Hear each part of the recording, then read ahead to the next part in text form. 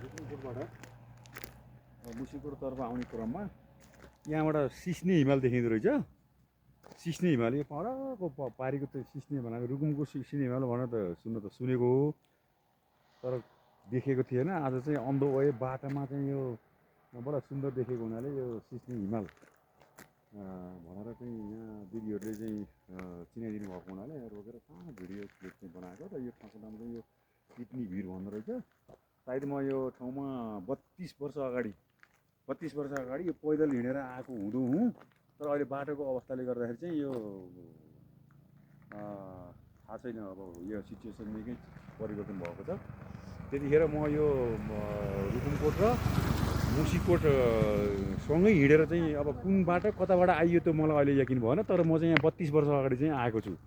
सिस्नेरी हिमाल भनेको त्यतिखेर पनि सम्झाए हो, तर अहिले चाहिँ त्यो देखिएको थियो कि देखिएको थिएन मैले बिर्सेँ। 32 वर्ष भयो बिर्सेँ। र अहिले चाहिँ सिधै यहाँ देखिएको छ, हिउँ चाहिँ छैन, अलिअलि सेतो सेतो टल्किएको छ। त्यो चाहिँ सिस्नेरी भिर हो। र म अहिले चाहिँ रुकुमकोटबाट मुसिकोट हुँदै अब सायद अब यता सल्यानबाट दाङ हुँदै त्यो घरतिर काठमाडौँतिर फर्किने कार्यक्रम छ।